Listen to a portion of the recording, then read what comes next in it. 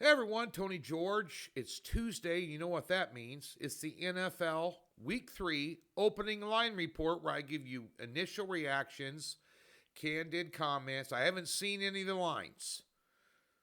I did watch the Monday Night Football game last night. I didn't have a premium play on it. What a collapse, huh? Just another surprise that came out of Week 2, which if you follow me on Twitter, at TGeorgeSports. Follow me, for crying out loud. Give me a follow. Nonetheless, I tweeted out on Sunday that today, that Sunday, is a perfect example of why you don't put much stock into what you saw the previous week when you're looking at handicap games the next week. You know, there's a lot of Jekyll and Hyde that goes on in the NFL. Anybody can beat anybody. Just ask the Ravens. Just ask the Niners. You know, the list goes on and on. They're all pros. This is the NFL. Everybody's got world-class athletes on their team, and anybody can beat anybody on any given Sunday or Monday after that debacle last night by the Philadelphia Eagles. Poor coaching. You know, I don't know what's happened. Troy Aikman commented on it on the broadcast. 4th and 3 at midfield, 4th and 3 down in field goal range, an easy 3 points, chip shot. Now we're going to go for it. Throwing the ball when the clock's your enemy at the end of the game, stopping the clock. Last night was a perfect example in the NFL on Monday Night Football of why, if there's any time left on the clock at all in the game, no win is safe and no cover is safe. Till that clock strikes triple zeros, you're never safe with any wager or any win in the NFL. That was a perfect example. This weekend was. So let's break down this week's games. We had a good week. Sides and totals went unbeaten for premium plays. We lost out on a teaser. We had a 3-unit teaser on the card. We had Baltimore involved in that. Wow. So I learned a lesson there too. You know, just you'd rather take 12 than take 6 down to pick them. But nonetheless, let's get to these games here and give you my initial rate. Now, this is interactive, which means you leave comments in the comments section on who you like. You know, be respectful, and you'll have your comments posted. I have to go in the back end, filter out the F-bombs, the links to porn sites. They know the demographic here. Other handicapping firms putting links to their pages because they're too lazy to go out and get their own followers. So they're trying to cherry pick ours. So once we get through all that, leave your comments on who you like, your teasers, your parlays. What do you think? You know, should it be a money line bet? Should it be a spread bet? Leave me your comments, and I will go through and approve those comments and interact with you in the comments section during the week. I can't do it every single day and answer every single. Last week we had over 250 comments. Yeah, I can't go through. I mean, I do have to handicap games, and they still got baseball going on, and you know, hockey right around the corner, NBA right around the corner. Yeah, that's right. A lot of stuff going on. College football handicapping. Let's go. Let's get it done here with this week's games, and let's take a look at the Thursday night game. And the Jets are at home, laying 6.5, total 37.5. Let me see if that line's still live. 6.5, 37.5. Yeah, it's still live. I had the Jets last week as a top play, a 6-unit play against Tennessee. I wasn't impressed. Offensively, the Jets aren't all there. I know Hall's a great running back. The vertical passing game is weak at best. Yeah, I know Aaron Rodgers is quarterback. And the quarterback, Will Levis for Tennessee, gave another game away. Tennessee could have easily won that game. I got lucky. I'll take it. New England, Jacoby Brissett playing well. They gave Seattle all they wanted. They beat up on Cincinnati. Short turnaround week, especially for the Jets. Back-to-back travel, now a Thursday game. I can only take the points. Could be an underplay, too. Tampa Bay opened up -7 against Denver, total 39.5. Denver continuing to struggle on offense. That is 7, 39.5 still. Tampa Bay got out-yarded by, 200 and... I want to say close to 270 yards in that game against Detroit, and still won. Baker Mayfield,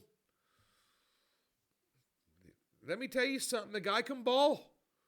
He can ball. They got White at running back. They got Goodwin and Evans, wide receiver. Their defense is, bend but don't break type defense. And Denver's got nothing. I mean, they got beat by Pittsburgh, who can't even put together an offense. Tampa Bay in a teaser down to -1. I don't see Denver going on the road and winning that game, but stranger things have happened in terms of the cover. Houston laying 2.5 on the road at Minnesota, total 45. Houston's a good football team. Now it's up to -3. There's a teaser for you. Tampa Bay down to -1 and Minnesota up to +9 at home. Sam Darnold looking like an NFL quarterback, huh? They lost Jefferson, their wide receiver. That's a huge hit. That guy is a game changer. He's a game changer. That's going to be a big hit for them. Houston's a well-rounded football team. Houston doesn't have a weakness. You watch them against Chicago, and I know it's the Bears, and the Bears aren't that good of a team, regardless of what all the pundits will tell you out there. If you're watching ESPN or NFL Network or any of these other Fox, any of these other pregame shows, the Bears, Williams he's not ready for prime time yet. And the Bears' offensive line is terrible. You saw that with 7 sacks, and Houston just dominated them. But Houston's got a run game. They're 2-3 running backs deep. They got 3 stud wide receivers. C.J. Stroud's the real deal. At 2.5, I'd like Houston. At 3, I'm going to have to take a second look. But Houston will be the better team. Minnesota without their best offensive weapon. The Chargers on the road at the Steelers. Steelers -2, total 35.5. Now, I read somewhere that the Chargers, after the Carolina game, which was a no-brainer, should have probably laid that, but didn't want to. Herbert got banged up in that game, which is a concern. I'd be checking that injury report. But the Chargers did not fly back to L.A. They stayed on the East Coast.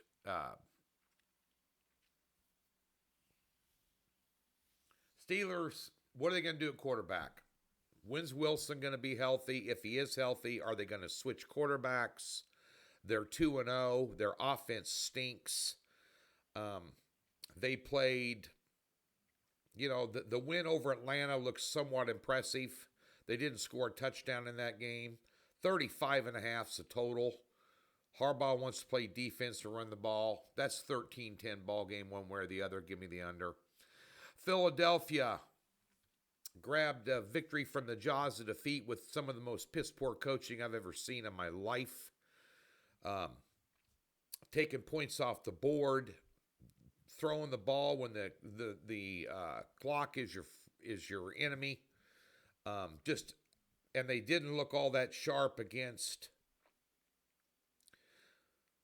Green Bay in the first game. That one they played in Brazil.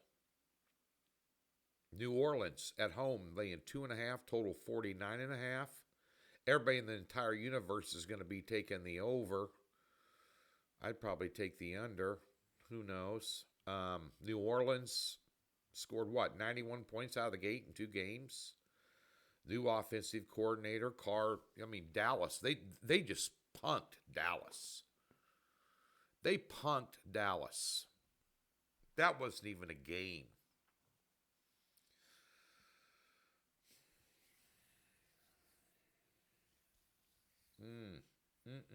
Short week and travel for Philly. You know, Philadelphia, if they would have ran the ball at the beginning of the game, Shaquan Barkley was getting 8-9 yards a carry, and they just abandoned it and started going in spread formation, design runs for their quarterback, throwing the ball down the field. How long is A.J. Brown going to be out? If you can stuff the run, you can beat Philadelphia. I've never been a fan of their head coach. He showed his ass to the entire universe on Monday night. Poor decisions.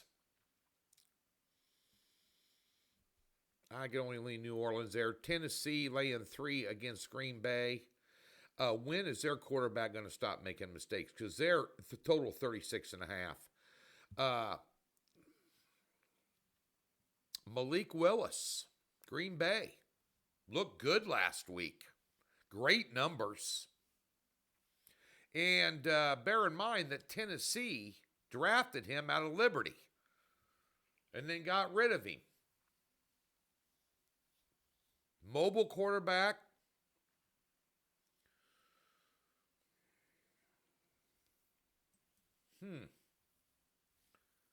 Let's look at his numbers last week.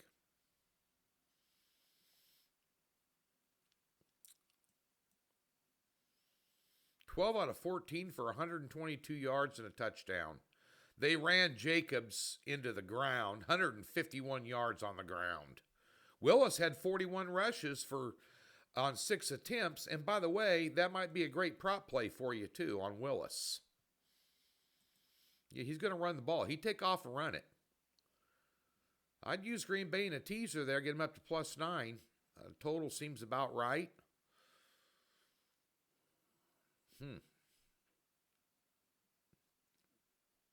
Tennessee 0-2 and could be 2-0.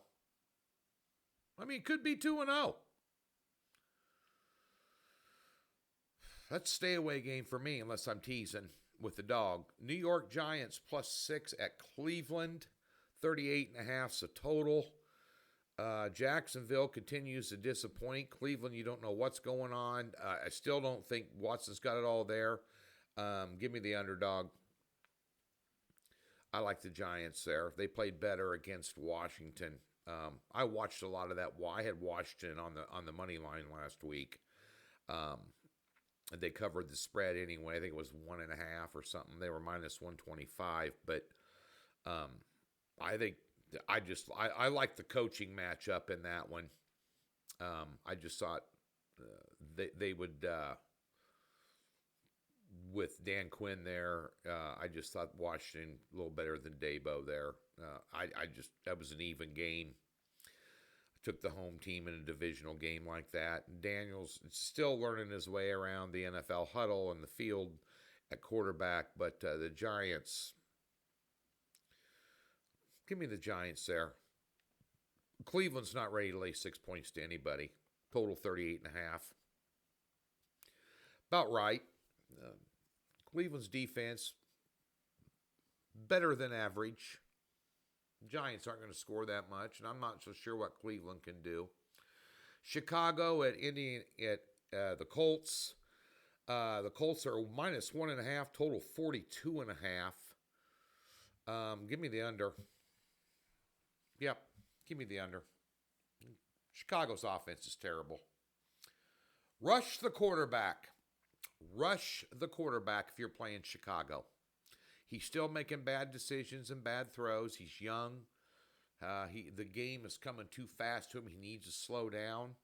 Richardson didn't look all that well against. His numbers were deplorable against Green Bay. 43.5. Yeah, give me the under.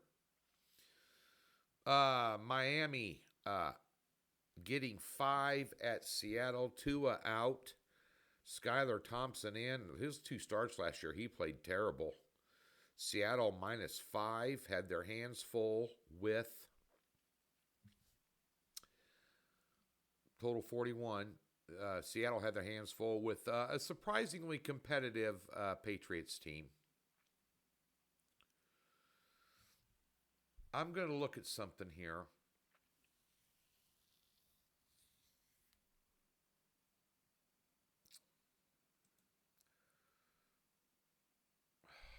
Let me look at the yards given up. Miami gave up 139 yards rushing the ball. They got a 1-2 punch there. The kid out of UCLA and then Kenneth Walker for Seattle. They're just going to pound the rock. A 41.5 is way too many points. Take the under. There you go. Easy winner for you. Las Vegas at home, -5.5. Total 40.5 against the hapless Carolina Panthers. That's 5.5. That's the worst number to lay in the NFL. Lay it. Lay it. Carolina's terrible.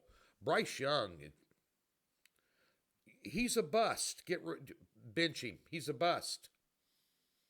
He's a bust. Don't know whether it's the offensive line is bad, the running game is bad. You got Thielen at wide receiver. You know, you got rid of DJ Moore. I mean, you got a lot of things going on there offensively for Carolina. That's a problem that's not helping him at all. And Las Vegas off a huge win at home. I'll take them. Carolina just, I don't, you know, you talk about teams good, bad, and different, you know, in terms of week to week in the NFL. I think Carolina just consistently sucks. I'd lay it with Las Vegas.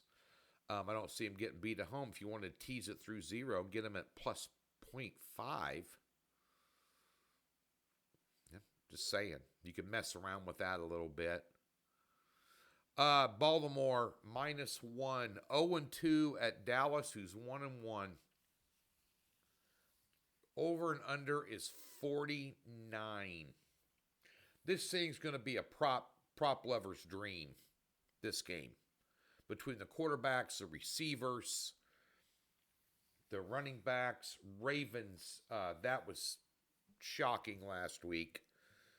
Of all the games I saw that shocked me, other than the final minute 40 of the Philadelphia Atlanta game on Monday night, the one that really shocked me was Baltimore just not putting it together against the Raiders at home, especially off a loss against Kansas City.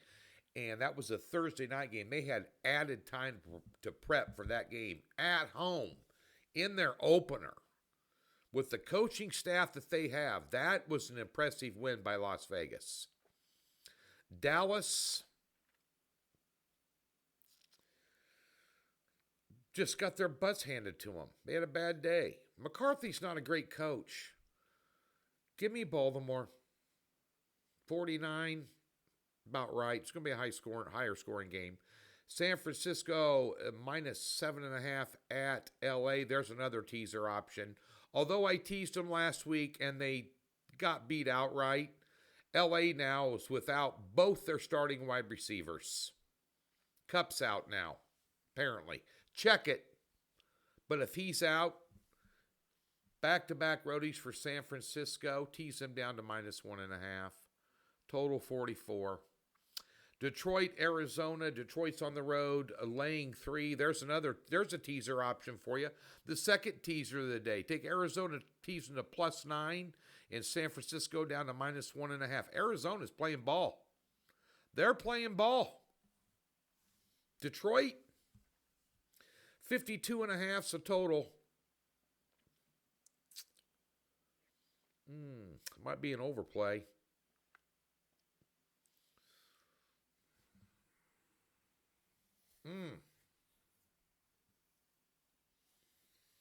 Just a game of errors for Detroit against Tampa Bay. When you outgain somebody over 250 yards in the NFL, when you're at home and you lose, there's a weasel in the woodpile somewhere there. Arizona, Kyler Murray, Harrison Jr., Connor running back. I mean, they got some play. Arizona plays hard for that coach. We talked about this in a lot of the preseason videos we did.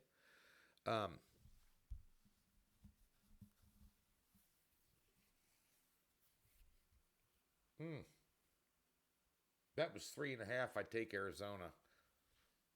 Last guy at the ball wins. Maybe on overplay. Atlanta, Kansas City. Atlanta at home. I knew this line. Oh, this is a Sunday night game.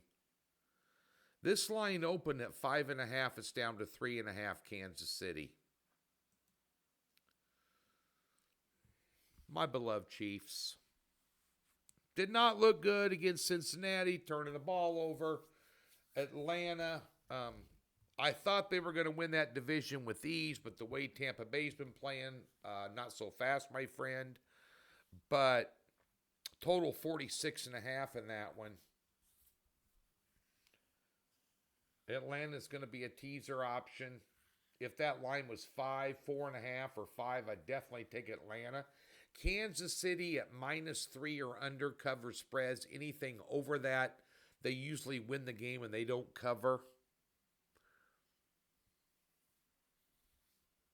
46.5.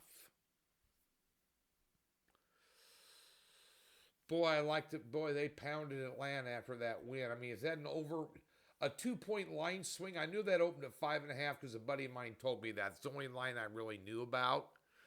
You know, my friends in Kansas City, I'm in Kansas City now and not in Las Vegas for a while. So I have friends that are avid Chiefs fans and avid sports bettors. Otherwise, I wouldn't hang out with you. I love Atlanta at 5.5. I'm going to have to take a look and see what that line, if you can get that to 4, 4.5, if you get some love back for Kansas City during the week, that might be a play on Atlanta. We have a double header on Monday night.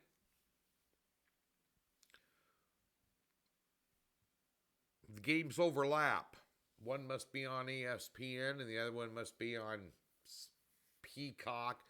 I hate it when they stream these games on Peacock. Yeah, I have Amazon Prime. I have Amazon, but so I can watch those games on Amazon, but I'm not getting a Peacock. No. I used to go to the sports books in Vegas and watch them. The sports book here is clear over in Kansas by the racetrack because Missouri doesn't have legalized gambling. Bet yes on Amendment 2 in the state of Missouri, by the way. Jacksonville getting 5.5 at Buffalo. Over and under is 45.5. Give me Buffalo, period. Washington getting 8 at Cincinnati, total 48.5. Give me the underdog there in that one. Cincinnati. Yeah, no. Chase. T. Higgins is out. Learn to stop the tight ends. That was Burrow's best friends, his BFFs during the Kansas City game, and Kansas City never adjusted to that. 48.5, so total in that one. 45.5 in the Buffalo-Jacksonville game might be a bit much. Going back to that Buffalo game, Buffalo legitimately beat the piss out of Miami even before Tua was hurt. Jacksonville just can't find any offense consistently, or I didn't watch a lot of the Cleveland game. I'm going to watch a little bit of that, but I taped it, but yeah. I mean, I know one thing in that, getting back that Jacksonville-Buffalo game, I know that Watson did not have that great of a game, and they still beat him. And Josh Allen's going to have a good game at home. That's just too many points for Cincinnati. Washington's just one of those teams going to be pesky. Yeah, it's still sitting at 8. Still sitting at 8. Could you tease both underdogs on Monday night just for craps and giggles? You're getting Jacksonville at 11.5 and Washington at 14. Yeah, there's a little pizza money. Let me know what you think with your comments in the comment section. We'll have our picks up on Thursday at Doc's, coming off an unbeaten day with sides and totals, including a top play. last Sunday when everybody else faltered. I went 4-1 in the circuit contest, 3-2 the week before that. So maintaining some respectability in the Circa Millions contest. How hard is the NFL? They had 8,000 guys that paid $1,000 each in the Circa Survivor contest go out in the first 2 weeks. And that's picking games straight up. All they got to do is win. That's how difficult it is to handicap and pick the NFL. And we're holding our own. Doc Sports. Tune into this channel on Thursday morning. Doc's Gridiron Six-Pack, myself and Griffin Murphy. Been telling you about this show. 5-1 last week. 4-2 in week 1. 9-3 year to date. 68% against the spread last year over 108 games. Sample size. This year, damn near 70% already. 3 college, 3 pro picks. Free. Doc's Gridiron Six-Pack. Tune in. Did I mention it's free? Come on.